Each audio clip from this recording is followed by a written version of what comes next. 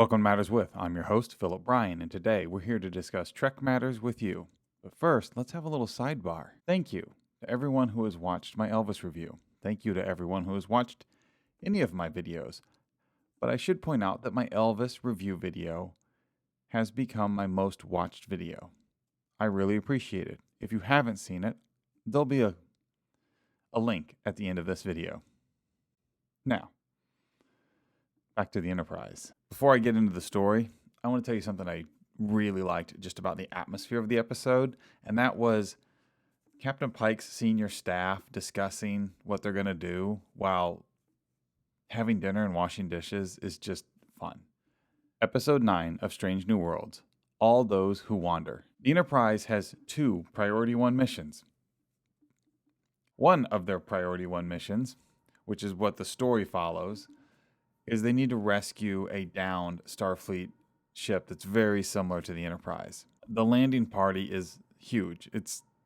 I wrote down all the names in the landing party. Pike, Spock, Sam Kirk, La'an, Hemmer, Uhura, Chapel, Duke, Mbenga, and Chia.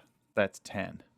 All Those Who Wander is an episode that draws a lot from some really good science fiction horror.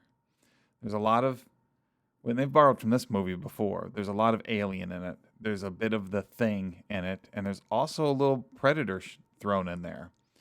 It's a suspense episode. They are trapped on a downed Starfleet vessel on this ice planet with an enemy that is formidable. The stuff between Spock and Sam Kirk is, you're either going to love it or hate it. I'm not sure how it's going to land with a lot of fans. Sam Kirk is no Jim Kirk.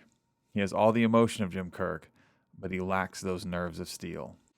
I will say yet again, Rebecca Romijn as Commander Una is excruciatingly underused in this episode again, as she has been thus far in this series with few exceptions. Christina Chong gives a good performance as La'an again. Her performance as La'an has been stellar all season. Her hard edges and sharp corners and lack of empathy for others puts me off, but I also see that this character is going to grow into someone who's not that way, and Christina Chong plays it perfectly. Ethan Peck does a good job as Spock again. Anson Mount does a good job as Pike again.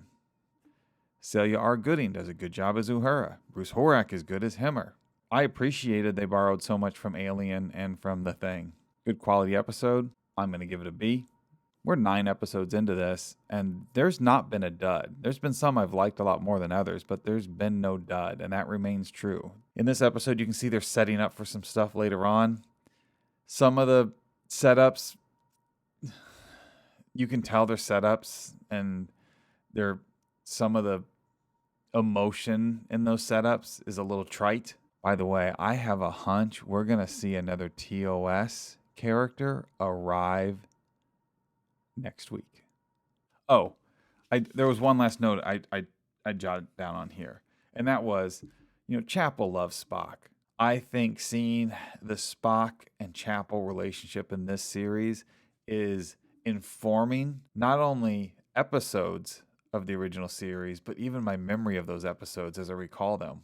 Those Spock Nurse Chapel scenes are going to be more informed based on so much that we've already seen in this. I think the chemistry between Spock and Nurse Chapel is part of the reason he moves even further from his human side later.